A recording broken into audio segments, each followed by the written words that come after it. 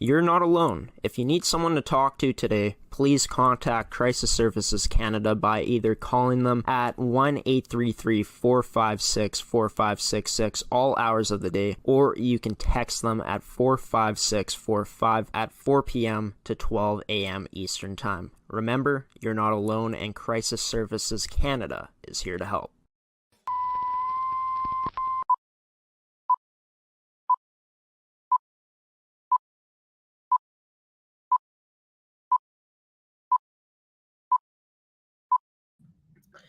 Good evening, everybody, and welcome to this edition of Coffee with Graeme on ASTV Productions. I'm your host, Graeme Forsyth. My apologies for canceling Tuesday's show.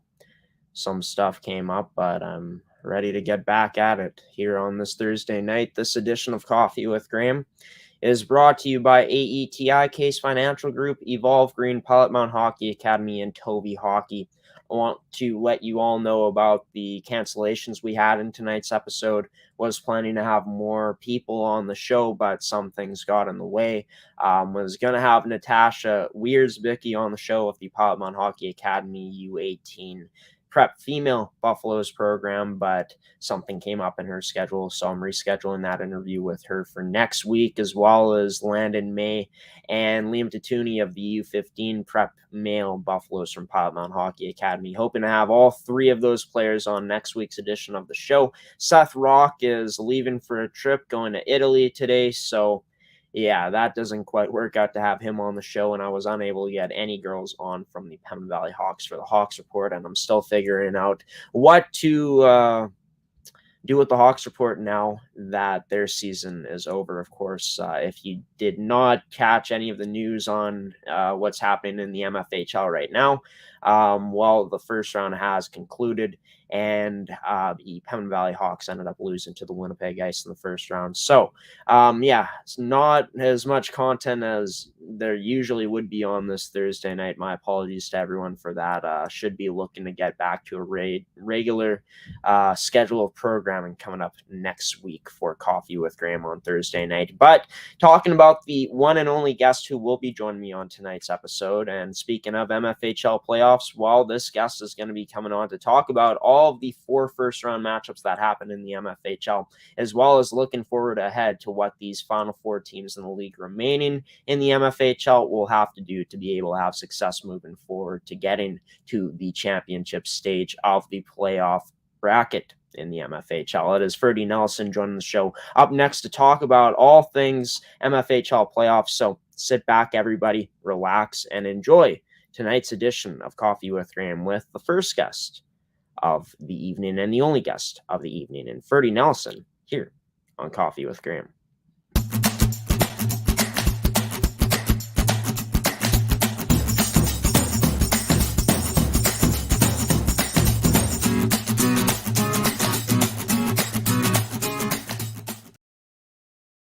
Edition of Coffee with Graeme. Joining me now is Ferdi Nelissen. Ferdi, the playoffs, the first round of the playoffs in the MFHL have concluded. The second round matchups, which are the semifinal matchups, are getting set to start this weekend coming up. But after all we talked about, Ferdi, thinking that some series may go to 5, some may go to 4, that wasn't the case in this first round of the MFHL, as all series came out as sweeps. How surprised were you at that, just knowing that all 4 teams that did sweep were able to sweep these 4 teams that went out? Surprised, especially in a couple of the series. I definitely thought that the Ice Pembina Valley series would go more than 3. But we did talk about that Pembina Valley was going to have to get some goaltending there. And in a couple of the games, it didn't look like they did. Their save percentages weren't very good. We did say that would have to step up. Otherwise, I thought on paper they were pretty evenly matched teams, though. And talking to Eugene, he said Pembina Valley did play hard. Kaminsky, the head coach of the Ice. The other one that surprised me was Westman Central Plains. Not so much that Westman eventually did win that series, but that that Central Plains wasn't able to win one game. They were in the first game, they really weren't close, but in the second game, I was here in Portage, and that 3-2 game could have went either way. they had lots of chances to tie it or even go ahead, especially late in the game. But and then obviously an empty net lost the next game, which took some time because of weather. But so 2 tough games.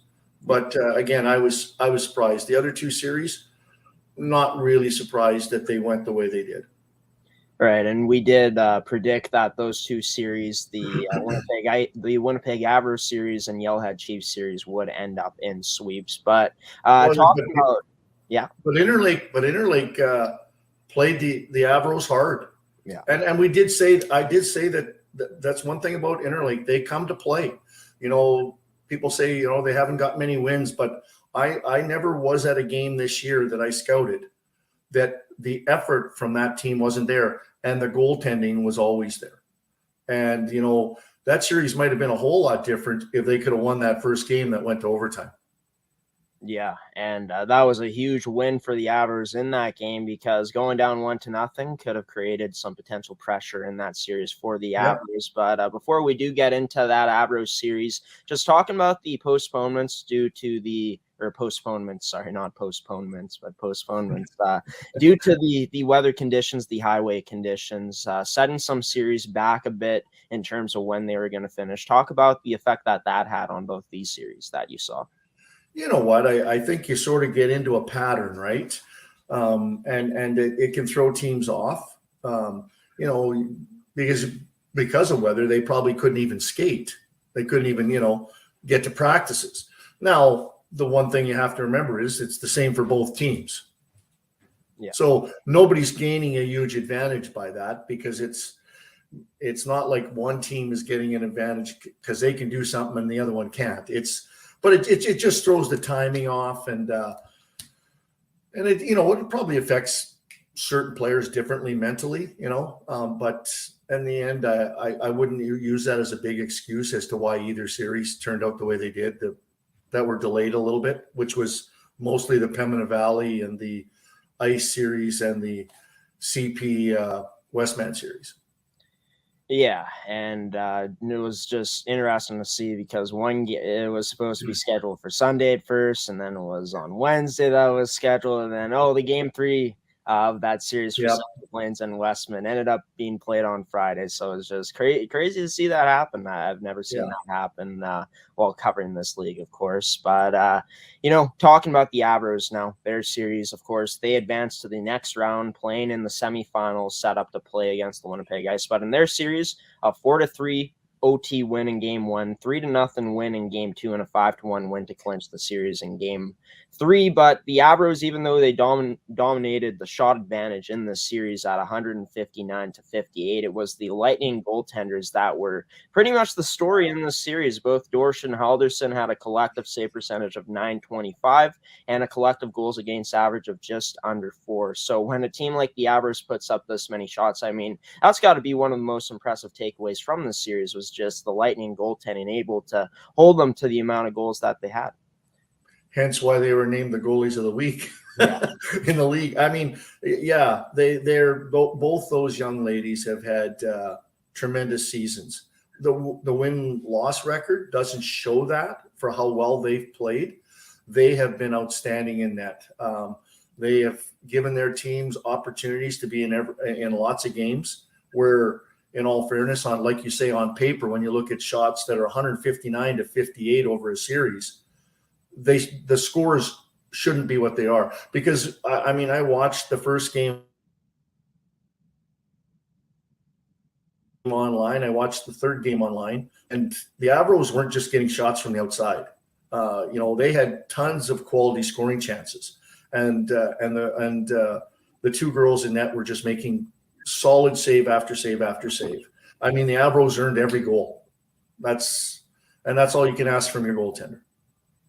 Yeah, and really the biggest reason why Interlake would have had any sort of a chance in this series was because of Caitlin Dorsch and Rachel Halderson, and they definitely lived up to it. But just the Avros, their ability, their depth coming through, of course, with 7 different goal scorers, but just that ability, even though they were going up against a team with not many offensive weapons, but being able to shut down a team to only 58 shots given up in 3 games. I mean, gotta like the start for this team defensively moving forward into the playoffs for them, you know, building off of some confidence from that result in that series against Interlake. Yeah, well, the Avros play solid defense against everybody. I mean, they're good from the net out, and they've got depth. Their forwards play a good 200-foot game. It's all about team defense, and they're very well coached, and they play that style of game. So, you know, the one thing that was a real positive, if you look at it, is especially in that first game, you know, they go into overtime. Their big line didn't score till overtime. They were getting secondary scoring throughout that game. So, you know, when crunch came to crunch, they didn't have to depend on their big line to keep them in the game offensively. They found goals from other players, and that showed up throughout the series. So, you know, people are talking about, you know, you want to shut down Collins and Bays, and you know, okay, well, that didn't work. That the Lightning actually did that for 60 minutes, and it still didn't work. Yeah. Right. So that's where the difference lies in a team that's in first place and a team that's, you know, in 8th place. Right. The depth of what they can get out of their whole lineup. Yeah, and of course, 7 different goal scorers so far for the Avros. No shortage of secondary scoring for them for sure so far in the playoffs. But another team that has no shortage of secondary scoring, and they've been getting it throughout the entire season and carried into this first round playoff matchup for them, is the Yellowhead Chiefs. A sweep of 3 games over the Eastman Selects, 7-0 game 1 win, 6-0 game 2 win, and a 4-1 game 3 win. But you look at it, Darby Poole, Dare Thompson, and Ferguson, all with 3 goals. 9 different goal scorers in this series. This Yellowhead Chiefs team living up to what's expected of them in that first round, cruise into a 3-game sweep. Yeah, and you know what? I listened to Derek talk online with you, and you know, and Tibbetts, and he did give Eastman some credit because they do play hard. Again, when you and I talked about when we were talking about the first round, we talked about what Eastman really lacked, and that was goaltending.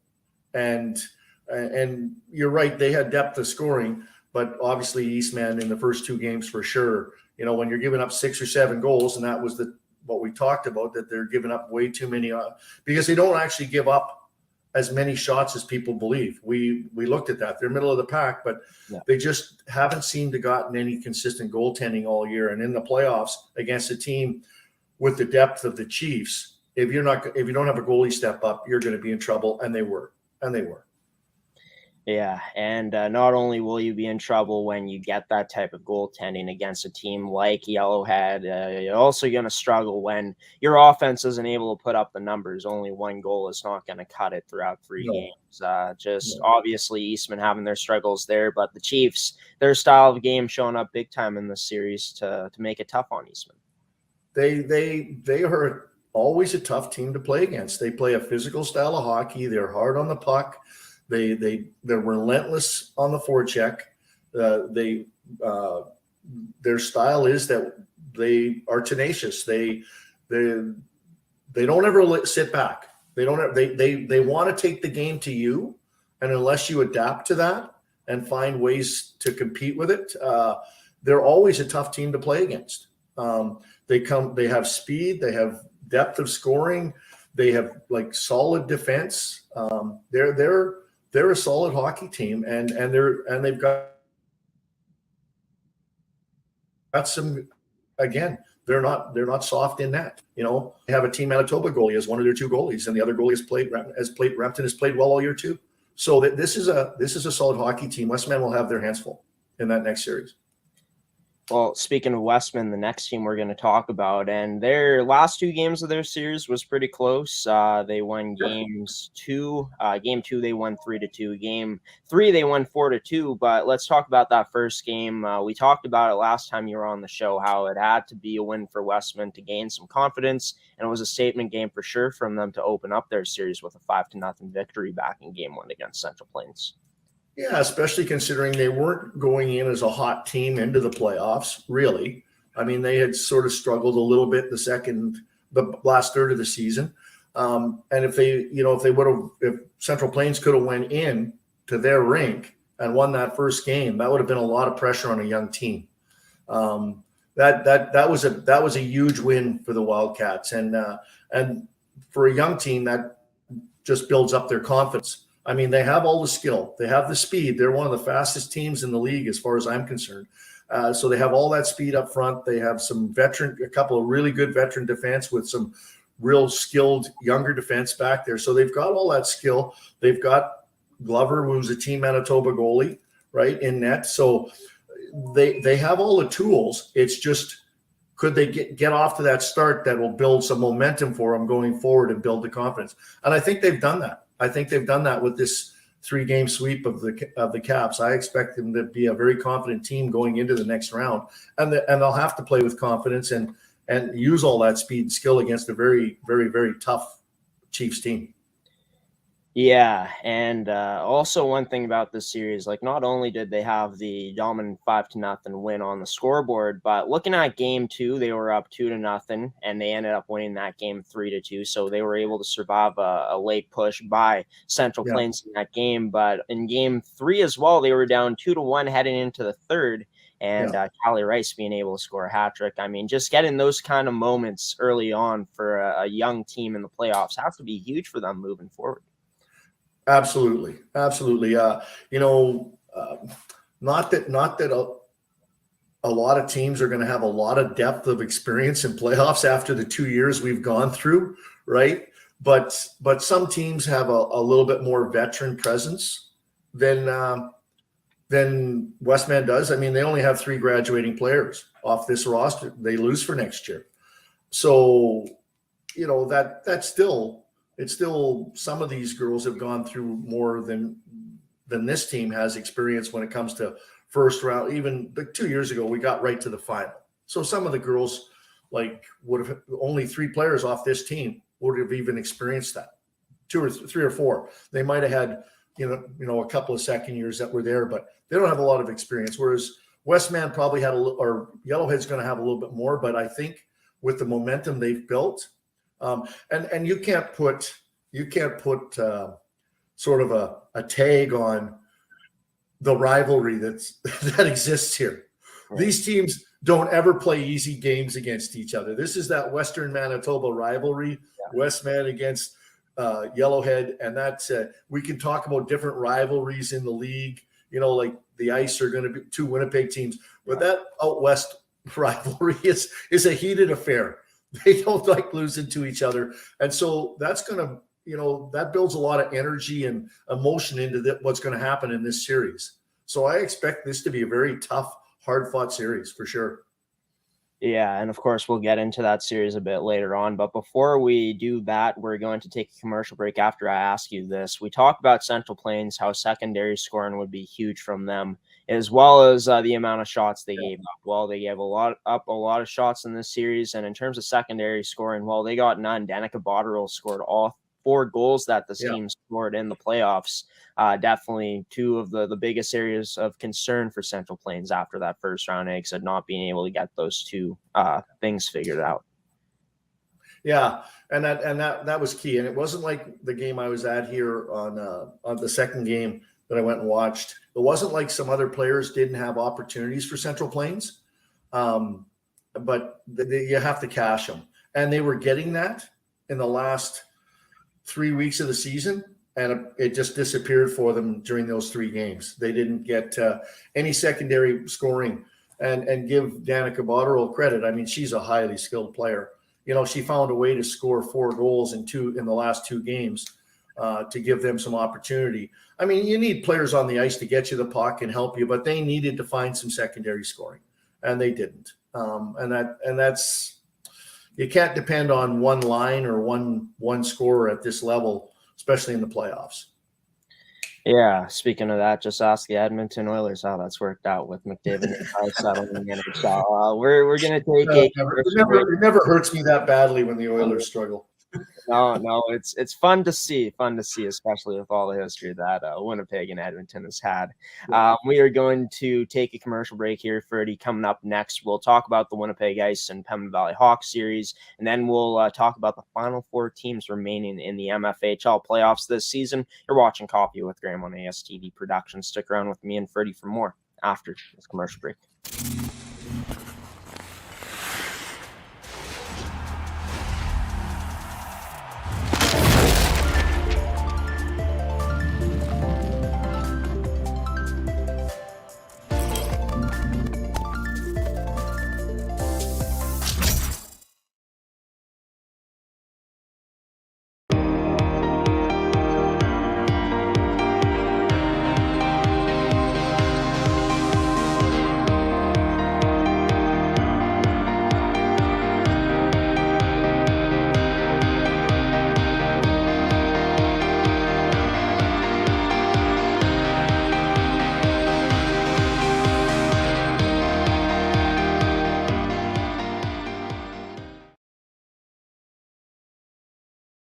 Welcome back to Coffee with Graeme here on ASTV Productions. It's all about the MFHL playoffs right now, talking about that.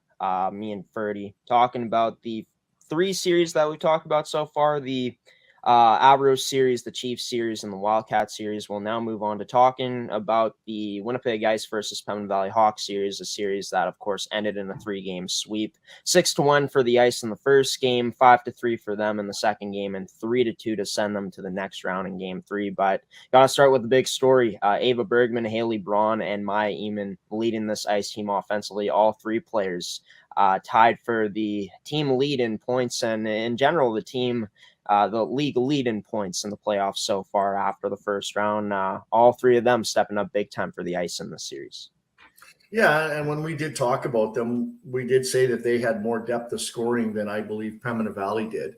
And the key for them was that their big guns had to be their big guns, and they had to find a way for them to get going, and they did.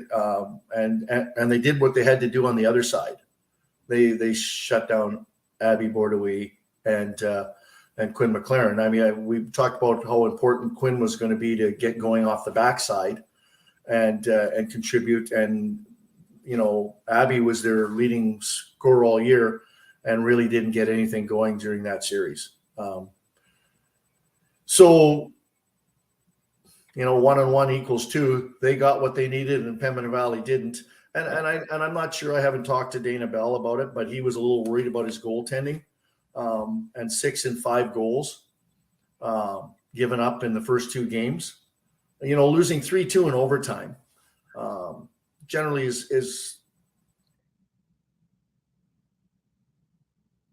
you know, your goalie kept you in there. 2 goals in the end of the that's a pretty good job. But 5 and 6 in regulation is just not where you got to be in the playoffs. You know, it's he did say that their goaltending was up and down, and you know, it doesn't matter what level of hockey you're playing at, whether it be AAA, junior. If you don't get goaltending in the playoffs, you're generally going to run into trouble. You know, because trying to win a game 7-6 instead of, you know, 3-2 is a whole different can of worms. It's especially in female hockey. It's at the AAA level. Scoring is at a premium sometimes. It's tight defensive hockey, and the goalies are good. So if you're going to give up 5 or 6 and the other team's goalie is as good as the Ice's is, well, then you're up against it for sure. Yeah, and Pembina Valley ended up rolling with Kaylee Franz in all 3 of the games. She posted an .872 save percentage, 4.67 goals against average for sure. Not going to be able to do it, but just the Ice's ability to shut down the top guns of the Pembina Valley Hawks, most notably in Abby Bordeaux. I mean, Eugene Kaminsky has to be happy with how his group was able to limit the top guns of Pembina Valley in these 3 games. Oh, absolutely. And again, it comes down to, more than just a goaltender. It's team defense. And, they have some skilled defensemen that are very mobile, good skaters that can keep up with Abby. And that's a big part of it. And again, you've got players like we're talking about their, Braun, Bergman. You're talking about their offensive skills. Those kids play 200-foot game. Those young athletes, they're good hockey players, and they don't just play one-dimensional. They come back hard 200 feet. So if you can get the whole team to buy in, well, to that process, when someone like Abby Bordeaux is on the ice, it makes it difficult, right? You've got enough speed on that team to keep up with her. And if you can get your players back into good defensive positions, she's going to – because Abby scores a lot of goals off the rush and then crashing the net and going hard to the net in the dirty parts of the ice. And if you can protect that slot area, which you can do if you're fast enough to get back and you do the right things, it'll make it tough for her. And obviously they did. And I'm not saying that Abby probably didn't get some chances, because I haven't seen a game all year that I've watched her where she doesn't create something. But if you can limit that, you're going to be okay. Yeah, and there were times this season when I would watch Abby and she would be creating, I don't know, about like 7+ chances, just couldn't quite pot it. So definitely wouldn't be surprised if she didn't have her lack of chances, but the Ice doing a good job of shutting down the top guns of Pembina Valley, and a big reason why they are moving on, and they will be taking on the Winnipeg Avros in the next round. Talking about the Final Four now, Ferdi, the Avros #1 team, advancing, of course, facing off against the Winnipeg Ice. Their series starts on Saturday afternoon, and for the Chiefs and the Westman Wildcats, well, they start things off tomorrow night. I mean, just taking a look at it, would you really want it any other way? Two Winnipeg teams going at it, two Southern Manitoba teams going at it, like you're talking about. I'm kind of a country boy, but I do, but you've got, what I like about it is you've got what you on paper and really all year long is your top 4 teams have made it through to you're going to see your best 4 teams all year long. They were the most consistent top teams in the league all year, going head to head now. And you can't really ask for anything better than that you have, not to say that upsets aren't interesting, but a lot of times an upset in the first round turns into a blowout in the second round, but because there's not the depth to keep going. But in this case, you've got your 4 best teams, and the bonus is you got the 2 Winnipeg teams who obviously have a rivalry matching up, and you got the 2 Western Manitoba teams matching up, which is a big rivalry. So it's going to add some emotion and intensity to the series. And how do you not enjoy that in hockey? Yeah, gotta love it. It's going to be exciting to see how these series unfold. But want to get your thoughts here, Ferdi, on what you think all 4 teams are going to need to do to continue to be successful to advance in these playoff matchups.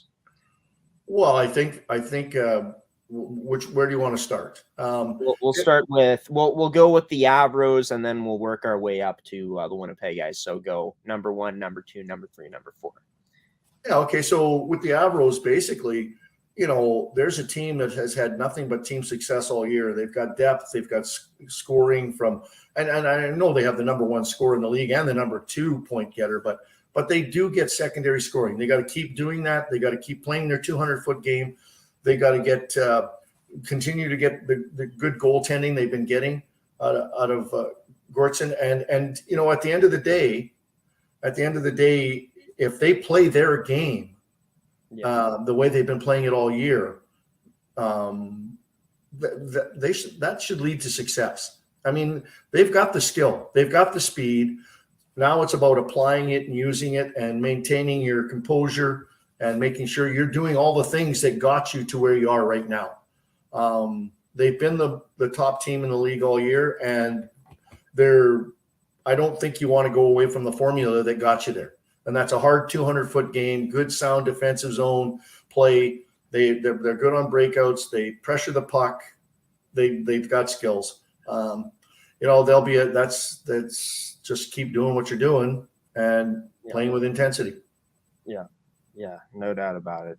They've been just a model of more than consistency this season. The top team in the league. Let's go with the Yellowhead Chiefs now.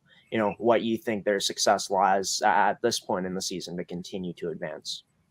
Well, number one, if they can keep getting the balance that they've had through their lineup, where nobody can focus on one line on that team.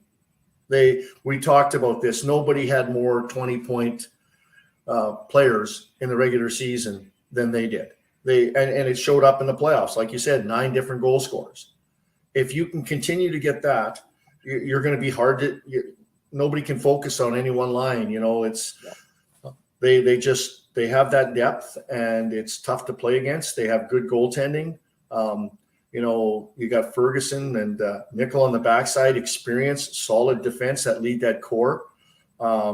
And they have to keep playing their style, which is hard on the puck, fast, tenacious hockey, physical. Like a lot of people look at them and they're not that big, but they don't play small. And they have to keep playing that way because it makes it tough on other teams. They don't give you time and space. And to be successful, that's sort of Derek Tibbetts style hockey. And I think they have to keep playing that. They don't want to waver away from what's made them successful.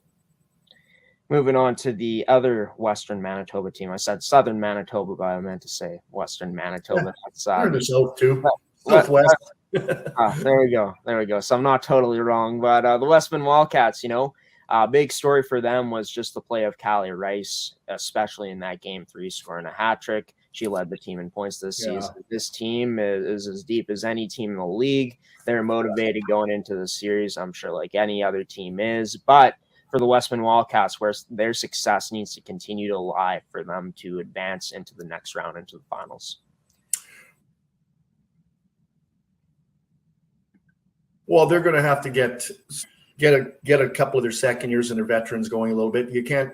I mean, there's nothing wrong with Callie Rice in any way, shape, or form, her hockey, but she's a U15 player. Right. You don't want your best player necessarily. Well, not that having a U15 is your best offensive player, but I don't think you want to put all the weight on a U15 player who's had a good season for them to carry you through the next round against Yellowhead. You're going to have to get more depth out of that from forwards like Franklin, Anderson, Koloski. Those players are going to have to step up a little more because you're going to have to match the depth line for line with Yellowhead.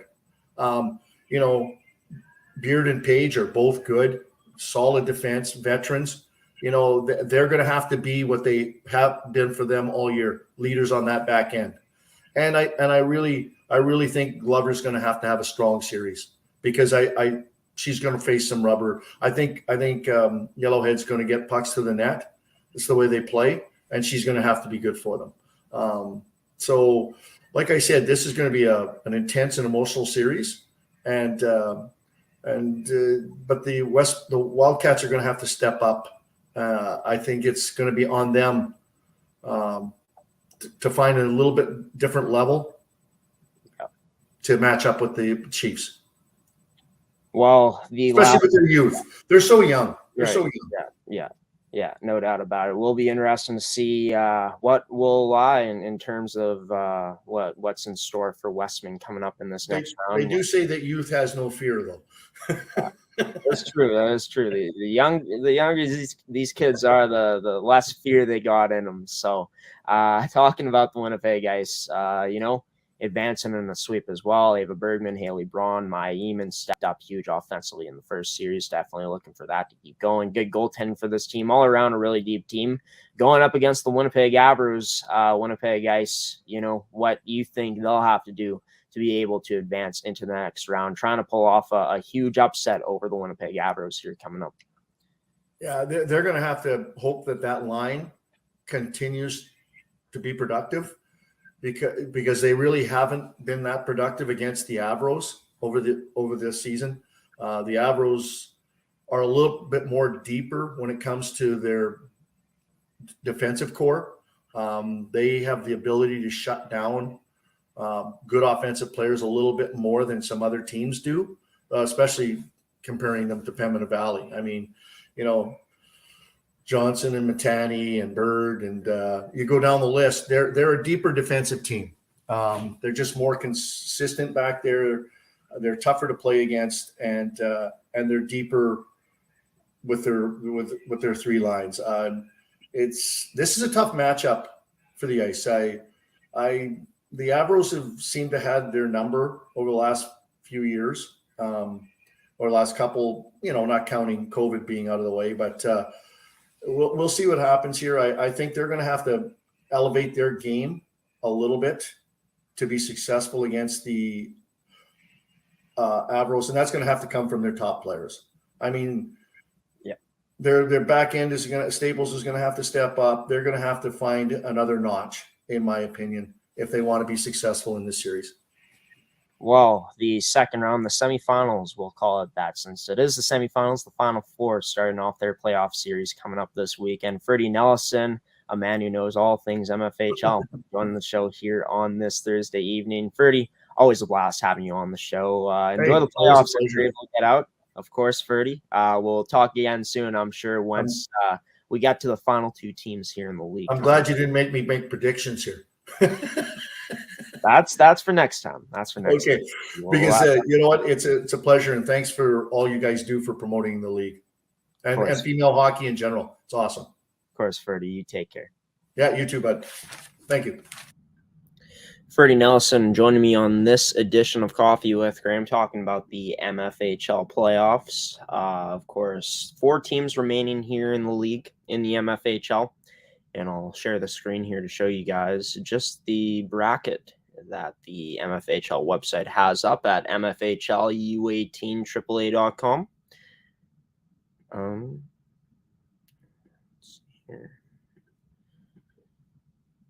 So yeah, taking a look at it, this is what the bracket looks like on the website at this point.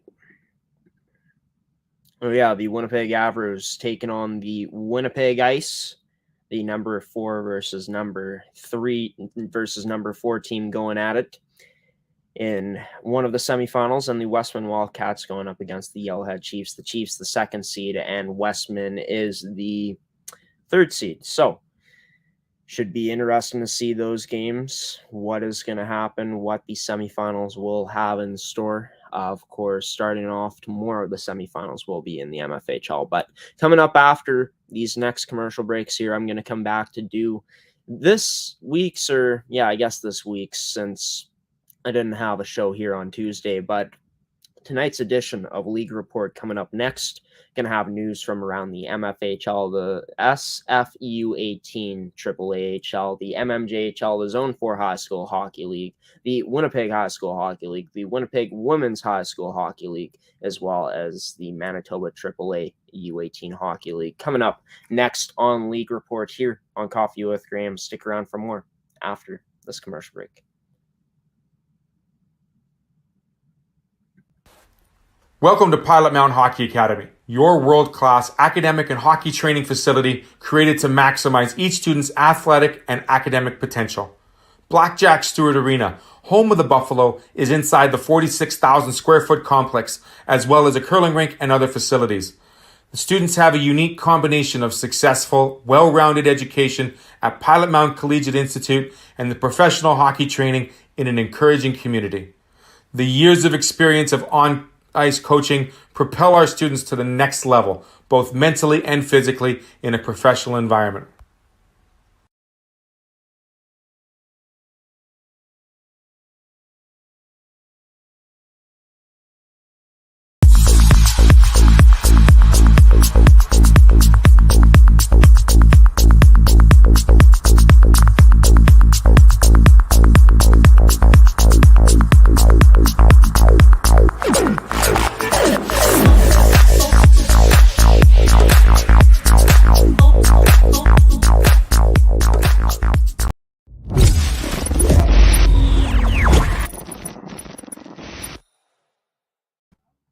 Welcome back to Coffee with Graeme on ASTV Productions. Happy to be back here on this Thursday night for this edition of Coffee with Graeme, of course. yeah, my body language might seem a bit off. Just going through some stuff right now, trying to get by, and nice to be on nonetheless. Doing this once again. Trying to get coffee with Graeme. Well, going to have coffee with Graeme back for 2 episodes next week. So on Tuesday morning and on Thursday night next week. And yeah, should be a lot of fun to be able to do that. Having 2 days of coffee with Graeme coming up next week. But yeah, Ferdi Nelissen, the only guest who joined me and will be joining me on tonight's edition of the show. Just wrapped up with him, of course, talking about the MFHL playoffs. Special thanks to Ferdi for coming on and being a guest in tonight's edition of Coffee with Graeme, updating you all once again just on why there's so little content in tonight's episode compared to others on Thursday nights and just in general in Coffee with Graeme. Some stuff came up with just scheduling with guests and it just didn't work out for tonight. So I will have Pilot-Mound Hockey-Academy interviews coming up next Thursday on the show, as well as, well, not Seth's inside scoop for a while here since he is off to Italy on a trip. So nice for Seth to be able to escape the cold and go out to Italy. But well, it hasn't been as cold as of late here in Winnipeg, Manitoba, at least. But escaping the winter weather from Manitoba, Seth is having a chance to do that. But let's get into the final part of tonight's episode. It is tonight's edition of the League Report, and I already showed you guys the MFHL, the playoff bracket there, but I'll show you the scores on what went down in the league here in the playoffs. And I just need to filter out some stuff so we get the best results here coming up. But yeah, starting off with the MFHL, of course, they are into their second round here coming up tomorrow night. But taking a look at how the 2 series unfolded, the Central Plains Capitals, Westman Wildcats series, and the Putnam Valley Hawks and Winnipeg Ice series. It was mentioned before already in this episode, but take a look at it once again. So in Game 3, back on Friday last week, it was the Winnipeg Ice winning 3-2 in OT to send them to the next round. And also last Friday, it was Westman at home taking on Central Plains, and Westman able to have a strong 3-goal performance in the third period to move on with a 4-2 win into the next round. Now, when we take a look here at the upcoming schedule, so Game 1 of the Yellowhead Chiefs and Westman Wildcats series goes tomorrow at 7:30 p.m. That's when puck drop will be at Shoal Lake. It will be the first game in a best 3 out of 5 series for these two teams. The rivalry being reignited here in the playoffs for these two teams. And same goes for these two teams, the Winnipeg Avers and Winnipeg Ice. The Winnipeg Avers looking for a historical upset, really.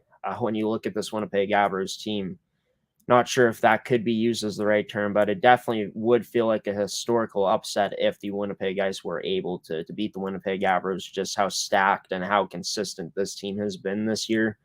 Really not breaking a sweat for most of the season, but Game 1 out of the best 3 out of 5 for these two teams starts on Saturday at 1:30 p.m. is when puck drop will be at Seven Oaks Arena. And of course, these two teams will play, well, these two series will be going again on Sunday. We'll have an update on what's happening in these two playoff series coming up on Tuesday's edition of Coffee with Graeme on League Report. I guess, yeah, I should have switched the virtual background here to the MFHL because that's the league I just talked about. Now moving on to the Saskatchewan Female U18 AAA Hockey League. And taking a look at the final standings in this league, we'll zoom in on it as well. But taking a look at it, it was the Notre Dame Hounds finishing as the first place team in the league, jumping over Regina for the number 1 spot. So Notre Dame will get the first round bye in the playoffs. Regina finishes at number 2, Swift Current at number 3, Saskatoon at number 4, Prince Albert at number 5, Battleford's at number 6, and Weyburn at number 7. taking a look at the schedule here of the matchups that took place since the last time I told you guys about them here on the network. But yeah, going back to last Thursday, actually, it was Notre Dame's winning 3-0 over Saskatoon and Prince Albert winning 5-1 over Battlefords. Moving over to Saturday's action, there was only one game, and it was Notre Dame winning 2-1 over Swift Current in a tight one at home. Notre Dame was for that game. Going into Sunday's action, Prince Albert 9-2 win over Battlefords, and Notre Dame going into Crescent Point Place to beat Weyburn 5-0. And now moving into March, and the only game that was left in the regular season to be played, of course, rescheduled from January 16th, it was Notre Dame winning 4-1 over the Saskatoon Stars. So taking a look at it, the matchups here coming up, going back to the standings in the league. So Notre Dame gets the bye. Regina in second place. They'll be facing off against Weyburn since they are the 7th seed. Swift Current gets Battleford since Swift is the 3rd seed and Battlefords is the 6th seed. And Saskatoon, the 4th seed, going up against the 5th seed, Prince Albert. Taking a look at when the playoffs are starting. They start on Saturday, and all 3 series will be in action. Talking about the first series that will be played in terms of when the puck will drop on the earliest game. That will be at 2 p.m. on Saturday. Prince Albert going into Saskatoon to play the Stars for the game 1 in that series. Puck dropping at 5:45 for the Swift Current and Battlefords series. The Wildcats playing against the Sharks. That game can be seen on AETi Productions as well. And also on Saturday at 7:45 p.m., the Weyburn Gold Wings going into the Cooperator Center to play against the number 2 seed Regina Rebels. And there will be 2 more games played on the weekend. Swift Current on the road playing at Battleford Arena against the Battleford Sharks at 1:30 p.m. And then later on that day at 6:30 p.m., game 2 of the first round series between the Saskatoon Stars and the Prince Albert Northern Bears. We'll have an update for all of those games, as well as the Monday night matchup that Regina will be playing against Weyburn at 7:30 p.m. for you guys on Tuesday's edition of Coffee with Graeme. Moving into the MMJHL now, and taking a look at it, one game in progress at this moment. It is the St. Vital Junior Victorias at home at the St. Vital Centennial Arena, taking on the Pembina Valley Twisters. Right now, as you can see by the score of what has been reported so far, it is the St. Vital Junior Victorias up 1-0 over the Pembina Valley Twisters after 20 minutes. Taking a look at the schedule of the games that have been played before this one that is happening tonight between the Junior Vics and the Pembina Valley Twisters. And we will throw it back to, when am I throwing it back to? Well, we'll update you all on what happened on the weekend. And I just need to check something here. So yeah, talking about what happened last week and weekend in the league. The St. James Junior Canucks were able to win 4-3 last Thursday in overtime over the St. Vital Junior Victorias. The next day on Friday, there was a quadruple header, and it was the St. Vital Junior Victorias winning 5-4 in OT over the Stonewall Jets. The Pembina Valley Twisters on the road against Charles Wood, beating the Hawks 9-5. The Raiders Junior Hockey Club at home winning 8-4 over the St. Boniface Riels. And then also last Friday, it was the St. James Junior Canucks winning 6-3 at home over the Transcona Railer Express. Moving into Sunday's action, there was no Saturday action in the MMJHL last weekend. It was the St. James Junior Canucks on the road winning 4-3 over the St. Boniface Riels. The Transcona Railer Express winning 4-1 over the Pembina Valley Twisters. And then the two other games from last Sunday, it was the Raiders Junior Hockey Club winning 5-4 in OT over the Fort Garry Twins, and it was the River East Royal Knights at home winning 8-4 over the Charleswood Hawks. In this game on Monday, it was a game I believe that was rescheduled from long ago. It was the Saint Vital Junior Victorias at home, though, winning 4-2 over the St. Boniface Riels. Looking at Tuesday's action, on March 1st, there were two games that were played in the league, and it was the Transcona Railer Express on the road against the River East Royal Knights, winning 7-1. The Fort Garry Twins won 4-2 over the Charleswood Hawks as well on Tuesday.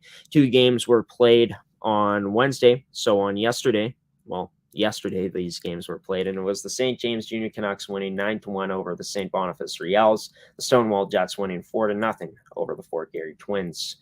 Now we'll take a look at what the standings are looking like in the league now in the MMJHL. And pretty sure that St. James, they got first place locked up. An impressive season for them. Really got to be proud of the season that they had, but you got to think that this team won't be satisfied unless they are able to get that ultimate prize, the championship. The Pembina Valley Twisters, at 42 games played, only 1 point ahead of Transcona for that final spot. The St. Vital Junior Victorias, I'm pretty sure, have fourth place locked up with 56 points. The Raiders Junior Hockey Club in fifth place with 45 points, 5 points ahead of the River East Royal Knights. And the Royal Knights, with 2 games in hand over Fort Garry, are up 2 points on them. So a huge win for the, not a huge win, but we'll be interested to see, can Fort Garry climb up into that 6th place spot in the league. And Charleswood, last place team, and looks like Stonewall and the Riels are just about done. Will not be making the playoffs. Looking at the schedule, not many games remaining here in the league before playoffs starting, but it will be nice to report on these final stretch of games that will be happening. And of course, the Victoria is going up against the Twisters tonight. But talking about tomorrow's action, there will be 4 games that will be played. And actually, I will go back to the home screen here to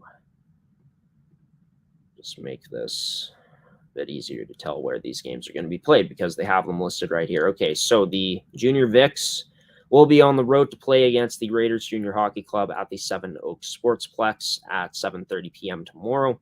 The St. Boniface Riels travel to Century Arena at 7:30 p.m. Puck drops in that game as they face off against the Fort Garry Twins. And at 7:45 at Keith Bodley Arena, 2 of the top teams in the league going up against each other, the St. James Junior Canucks on a 9-game winning streak, looking to extend that further against the Pembina Valley Twisters. Pembina Valley, who knows, they could be on a 1-game win streak coming into tomorrow's game, or a 2-game losing streak, but that game will be played at Keith Bodley. And at the Egg Golding Arena at East End, Stonewall comes into town. The Jets face off against the Transcona Railer Express at 8 p.m. Looking into Sunday's action now, will be the St. Vital Junior Victorias going to East End Arena to play against the Transcona Railer Express at 2 p.m. Another 2 p.m. game happening on that day will be the Charleswood Hawks going into Seven Oaks Sportsplex to play against the Raiders Junior Hockey Club.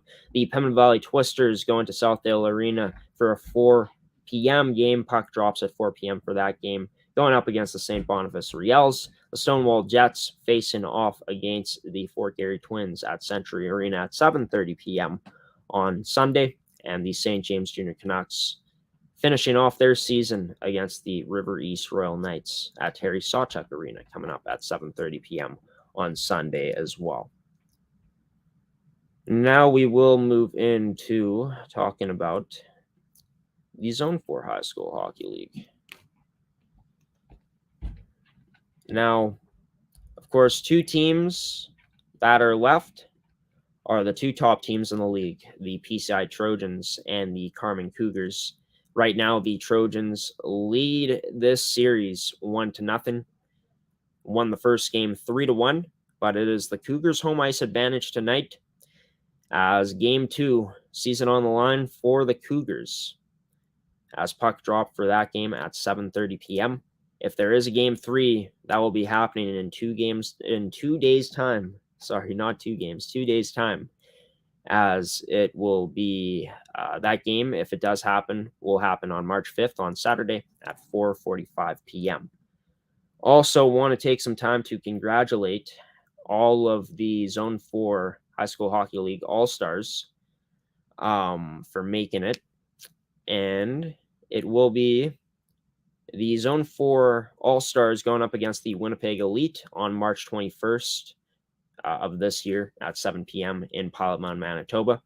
Congratulations to Noah Bergen of GVSD, Xander Burr of the W.C. Miller Aces, Brody DeRoche of the PCI Tiger, or of the Pembina Tigers, Carson Dubois of the PCI Trojans, Gavin Hildebrandt of the W.C. Miller Aces, Damon Johnson of the Morris Mavericks, Ryan Orchard of the Carmen Cougars, Lane Rands of the PCI Trojans, Zane Sheldon of the Morden Thunder, Slade Southern of the Carmen Cougars, Tyler Vandeveld of the Mountain Mustangs, and Joel Vijay of the Mountain Mustangs, as well as being named the All-Stars of this year's Zone 4 High School Hockey League. For forwards, congratulations to the defense as well, who made the All-Star team, and Bailey Cousins of the Morden Thunder, Brandon Ferg of the PCI Trojans, Alex Kubanik of the Pembina Tigers, Hunter Mangan of the Mountain Mustangs, Dylan Thiessen of the WC Miller Aces, and Brock Wood of the Carmen Cougars. And also congratulations to the goaltenders of the All-Star game for making it in Rowan Cherkass and of the PCI Trojans, and Gabe Mundry of the Carmen Cougars. And of course, the Trojans coaches will be representing the team behind the bench since they finished first place this season. That's what I would have to assume. But it's time now to move on over to another high school hockey league, and that is the Winnipeg High School Hockey League. And yeah, just talking about what has happened in this league since the last time that I talked about it. And I believe the last time I talked about it was back on March 24th. Yep, March 24th was the last time I talked about this league, but we'll continue to talk about the other matchups. So, it's talking about it, starting off with the Platinum Promotions Division. Flashing back to February 24th, so I will say this once again, but it was the A Division Game 2. It was Vincent Massey going up against Westwood, and Vincent Massey ended up tying the series at 1 apiece in that Game 2 with a 3-2 win over Westwood. But moving into the day after, on Friday, February 25th, in a winner-go-home game, it was the Westwood team winning 4-3 in overtime over the Vincent Massey Trojans, sending Westwood to the finals after a 2-1 series win. And Westwood finished as the third-place team in the Platinum Promotions Division. So that was a bit of an upset in the league, I guess you could call it that, with a lower seed taking out a higher seed. But anytime you get a 2 or 3 matchup, you could also argue that maybe it wasn't so much of an upset. But other stuff that happened in the Platinum Promotions Division in the playoffs, well, on February 28th, it was the start of the championship series. So St. Paul's 1 ended up making it into the finals with their 2-0 series win over the Sturgeon Heights team. A series that concluded back on February 23rd. But this series started on Monday, February 28th, the championship series in the A Division. And it was St. Paul's 1 winning 4-1 over Westwood. So St. Paul's was up 1-0 in the series, but not so fast yesterday on Wednesday, on March 2nd, with their season on the line. The Westwood team won 5-3 over St. Paul's 1. So that series is tied up at 1. Not too sure when Game 3 will be played, but the finals in the A Division, the Platinum Promotions Division, going down to the wire this season, just like it did back in 2019-2020 when it was the St. Paul's 1 team going up against Dakota. But Now moving into the B division, so the Winnipeg Free Press division, and they are into their semifinals, and they started back on February 25th. Back on February 25th. And it was, just 1 second here, folks. Getting confused. Okay, these were the games to wrap up the quarterfinals, I believe that happened on February 25th. Well, almost, but the Powerview Sag King team needed to tie up the series back on February 25th, last Friday, and they did just that, winning 5-1 over their opponent, who was Stonewall, as well as Springfield ended up winning their series in Game 3 over Sanford with a 7-0 game. And moving into February 27th, so on Sunday this game was played, Powerview Sag King ended up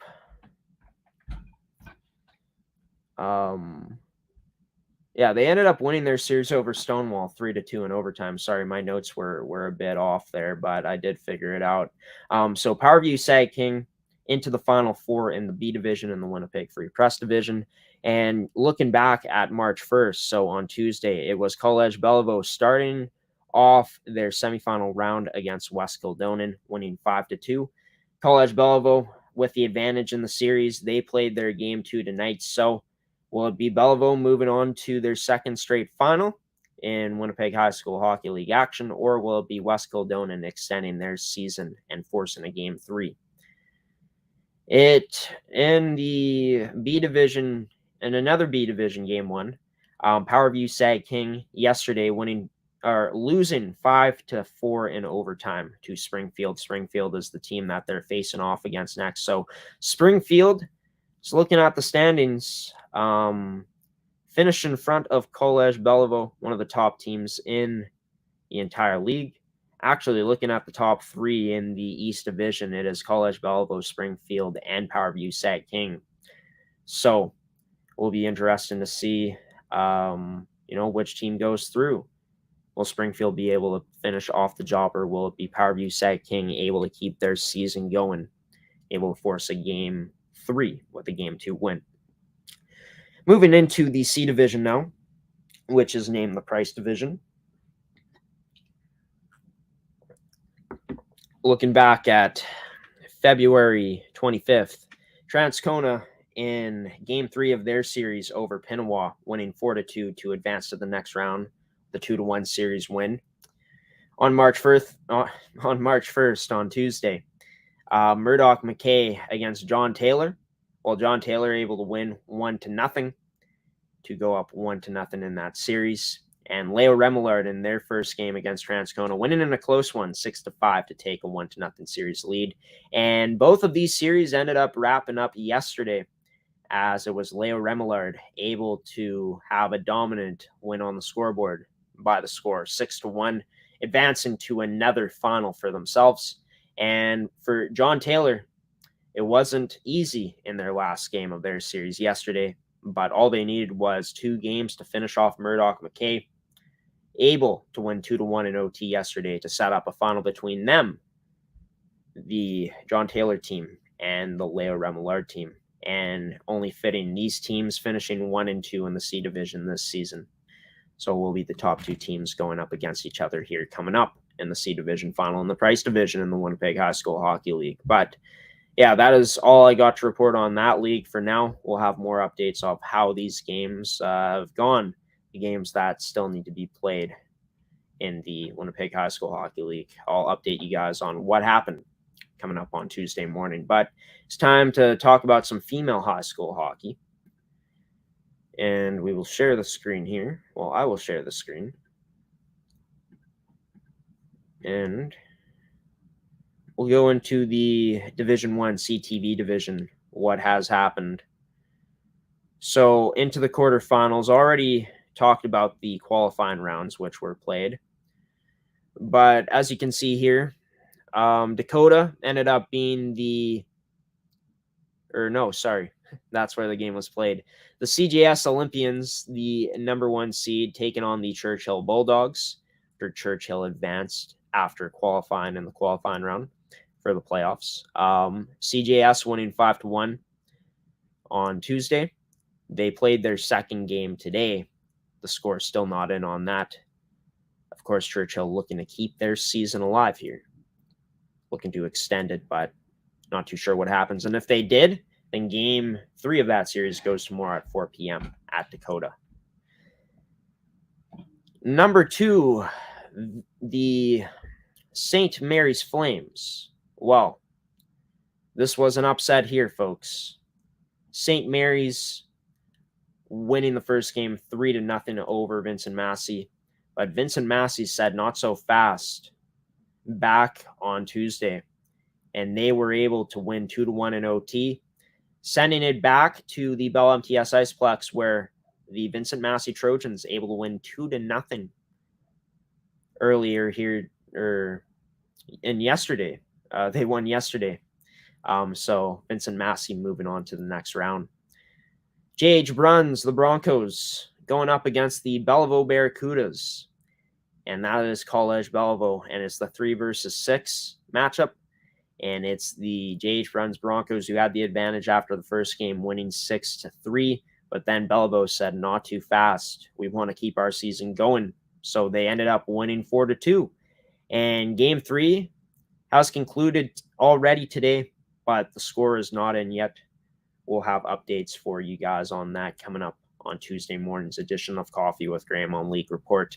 4 versus 5 series. Well, this is a close one here as well. This is Leo Remillard, the Renards, taking on the River East Kodiaks, and the Renards winning 6-5 in OT back on Monday.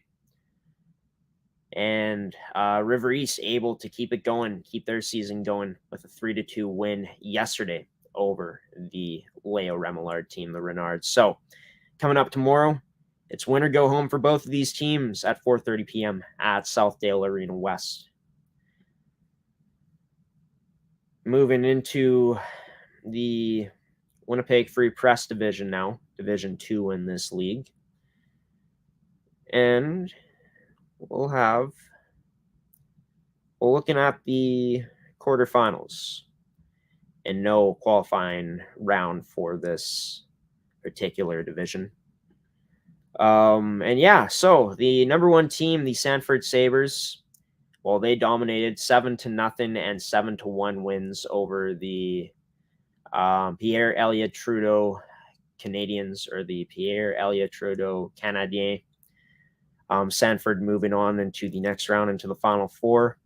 The Garden City Gophers, the number 2 seed. Well, they had a close series against the Shaftesbury Titans. They opened up with a commanding 4-0 win over Shaftesbury on February 22nd.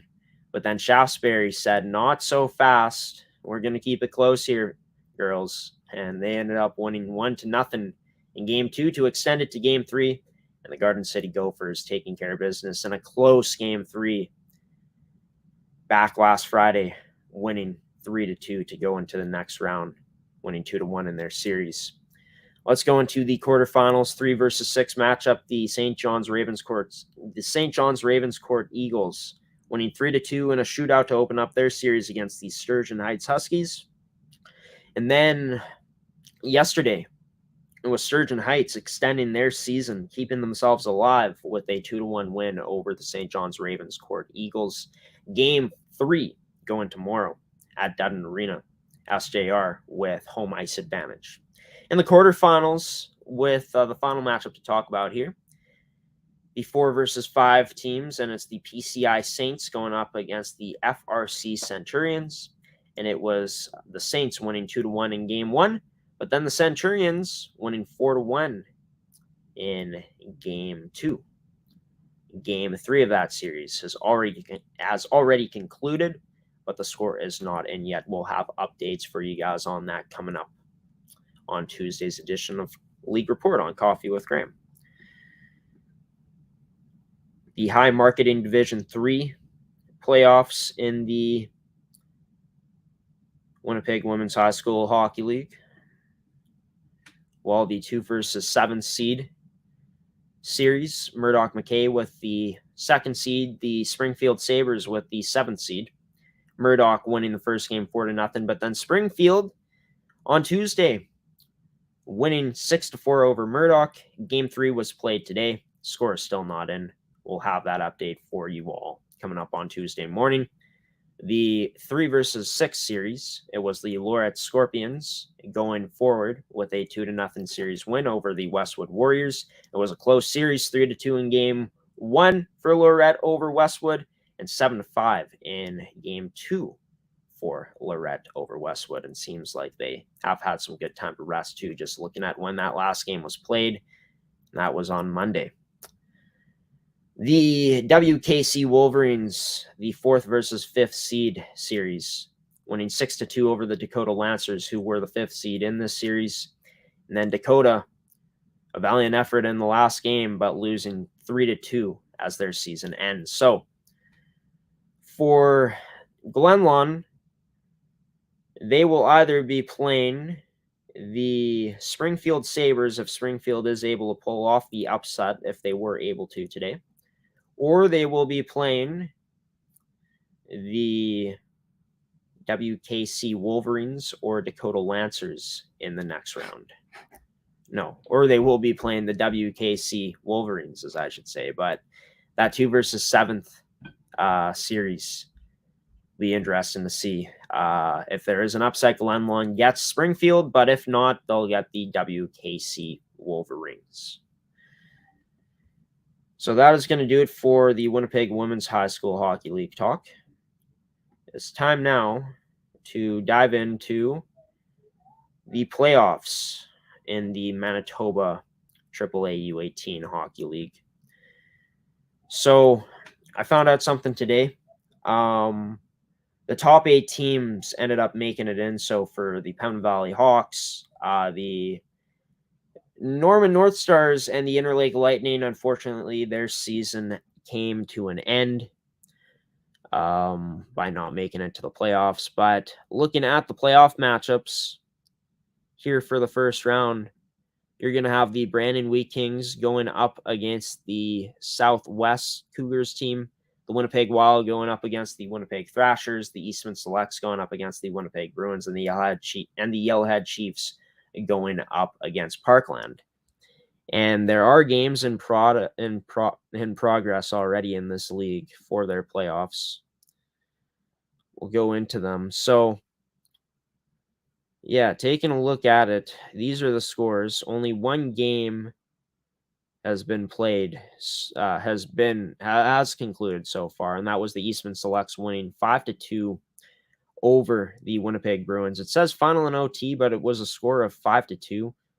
So kind of tough to understand that. But looks like all 3 home teams, except for one, are having their way in game 1 of their playoff series so far. The Winnipeg Wild winning 8-4 over the Thrashers so far. See if that score holds up. And the Brandon Wheat Kings, a commanding 5-0 game right now, lead that they have over the Southwest Cougars. The Parkland team up 3-0 over the Yellowhead Chiefs right now. And just by taking a look at the standings, that is considered the only upset in terms of scores at this point. As mentioned, also Brandon, the Wild, and the Eastman team were all in a class of their own this season, really. They were the top 3 teams in the league.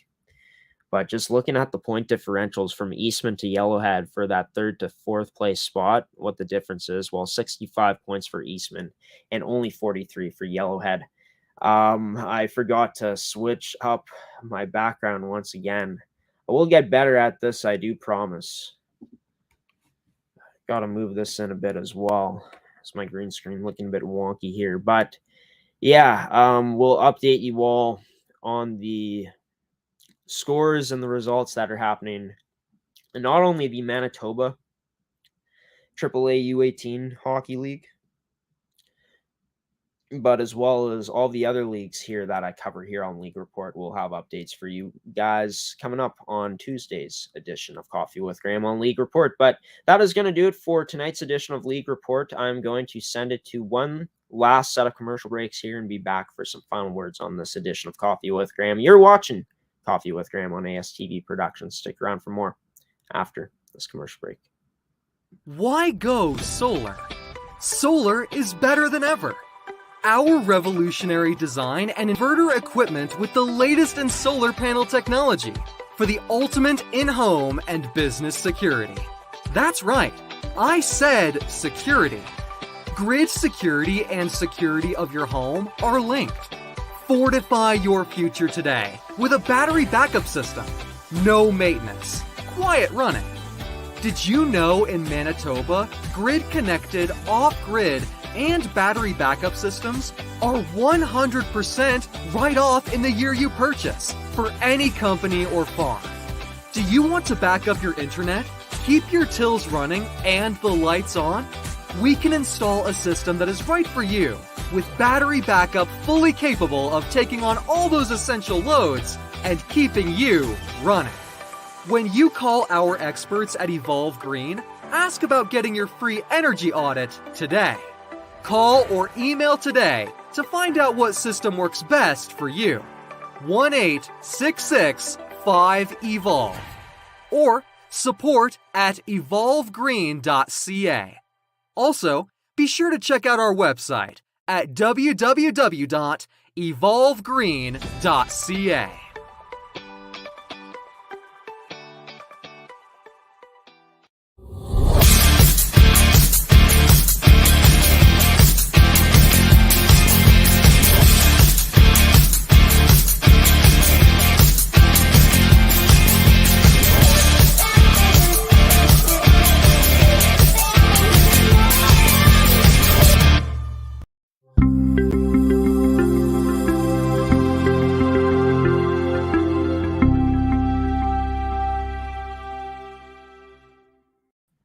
Welcome back to Coffee with Graeme on ASTV Productions. Just got done doing tonight's edition of League Report. We'll have more to report on coming up on Tuesday's edition of Coffee with Graeme, and that is when Coffee with Graeme will be coming to you next Tuesday morning next week at 10 a.m. Central Time. We'll be live as always, and that means you can check it out on our Facebook at ASTV Productions, on our Twitter at Amateur Sports TV, or on our website at amateursports.tv or astvproductions.com. Either one of those works. The guest list for that episode will be released on Monday night, so stay tuned for that on our social media pages, on our Instagram at ASTV Productions, as well as our Facebook and on our Twitter. Special thanks once again to Ferdi Nelissen for coming on tonight's edition of Coffee with Graeme and being the guest and talking about the MFHL playoffs, where the league is standing right now in terms of, well, not where the league is standing, but just talking about the final four teams remaining and how the first round playoff series went. It was a blast. Had a lot of fun doing that with Ferdi on tonight's edition of the show. Also want to thank you, the viewer, for tuning into tonight's episode. Your support always means so much, as well as our sponsors who sponsored another edition of Coffee with Graeme in AETi, Caisse Financial Group, Evolve Green, Pilot-Mound Hockey-Academy, and TOVI Hockey. Just in terms of some other content that will be being released here that I'll be involved with on the network this weekend, coming up. Well, tomorrow I'm going to release my edition that I did of Player Breakdown on Monday night. Broke down the game of Luke Moroz, a forward for the Prairie Storm U15 AA team in the Saskatchewan AA Hockey League. He's a heck of a talent. I do urge for you guys to check it out because you won't be disappointed in what you will see in Player Breakdown when I do release it separately on our YouTube and Facebook coming up tomorrow. But that is going to wait for tomorrow. Also, full schedule of games here on the network this weekend that we are broadcasting. The U17 Pilot-Mound Hockey-Academy Buffaloes team going up against the International Hockey Academy team 3 times tomorrow night at 7 p.m. will be the first game out of the 3. The second game will go on Saturday at 5 p.m. And then the final game these two teams will play this weekend at Blackjack Stewart Arena on ASTV will be at 10 a.m. on Sunday. We're also supposed to have a U18 Prep Female Buffaloes broadcasted on the network on Saturday and Sunday as well this weekend, but some stuff came up and those games are canceled now. But in terms of playoff hockey, I mentioned that this game will be played this weekend on ASTV. I'll remind you again at 5:45 p.m. If you do want to watch some playoff hockey, be sure to check out on YouTube. ASTV Productions will be broadcasting the Westman Wildcats' first game of their first round playoff series against the Battleford Sharks at 5:45 p.m. David Zamet and who is he? Sean Mullen will be on the call for that game. And for all the playoff games moving forward here that the Swift Current Wildcats might be having here in the playoffs. Did I say the Westman Wildcats before? Well, no, that's not the team that's playing. It's the Swift Current Wildcats going up against the Battleford Sharks. Man. But, yeah. I just want to leave some final words here. I will say that I've been going through a rough time this week. Mental health has been down by quite a bit, but I just want to give this message out, to whoever you love out there, whether you're in a relationship or you're with your family, depending on who it is, friends. Just never forget to tell these people you love them. And, never forget that, fortunately, this, a time when you don't expect it to be could be the last time that you see them. So, yeah, cherish every moment, everybody, with your loved ones, whether that be family members, significant others, or your friends. Just cherish every moment, please. That is all I ask, for everyone to do on this Thursday night. So we are going to end tonight's edition of Coffee with Graeme with that. Until I see you guys on next Tuesday, coming up next week at 10 a.m. Central Time, early in the morning. This is Graeme Forsyth of ASTV Productions, host of Coffee with Graeme, giving you the salute and the peace out on this Thursday night. Have a wonderful rest of your night, everybody. Have a wonderful weekend. Stay safe out there. Stay safe on the roads. Stay warm if it's chilly. And if it's nice enough to go outside, be sure to do that. Cherish these days. Cherish these moments, like I said. And until next time, everybody, we'll see you then. Take care.